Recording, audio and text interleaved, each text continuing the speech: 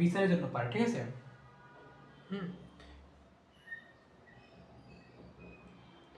দেখেন, একটি ফৌজদারি আদালতে পুলিশ ডায়েরি তলব করতে পারে কি জন্য? বিচারের জন্য। গেল এটা। এখন দেখেন, একজন অভিযোগকারীকে কি বলেন?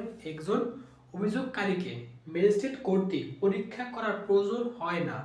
একজন অভিযোগকারীকে ম্যাজিস্ট্রেট কর্তৃক পরীক্ষা করা হয় না যদি অভিযোগকারী হয় একটি আদালত। একজন অভিযোগকারীকে ম্যাজিস্ট্রেট কর্তৃক পরীক্ষা করার প্রয়োজন হয় না যদি অভিযোগকারী হয় একটি আদালত।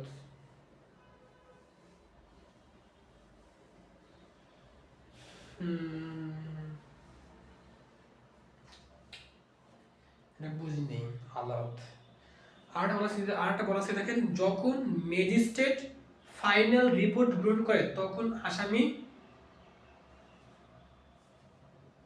যখন ম্যাজিস্ট্রেট ফাইনাল রিপোর্ট, তাহলে ফাইনাল রিপোর্ট, হ্যাঁ, চার্জশিট, ফাইনাল রিপোর্ট অব্যাহতি পাবে, ঠিক আছে, মুক্তি পেতে পারে, অব্যাহতি পেতে পারে, ঠিক আছে।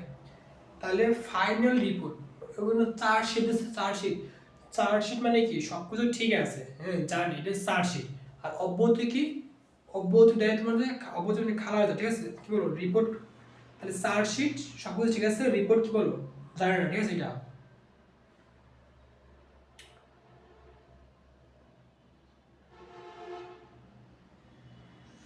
যদি কোনো আসামি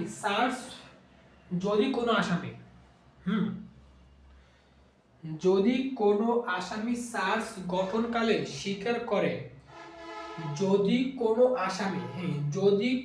আসামি চার্জ গঠনকালে স্বীকার করে যে সে অভিযুক্ত অপরাধটি সংগঠন করেছে, তাহলে ম্যাজিস্ট্রেট আদেশ দিতে পারবেন।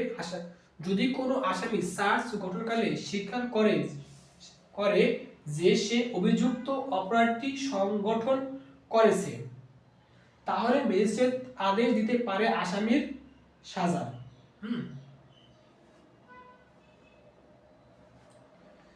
এটা তো একেবারে ইজি প্রশ্ন আসছে, তাই না? সাজা, তাহলে কি দোষী প্লাস সাজা, কি দোষী প্লাস সাজা, দোষী প্লাস সাজা, দোষী প্লাস সাজা, দোষী প্লাস সাজা।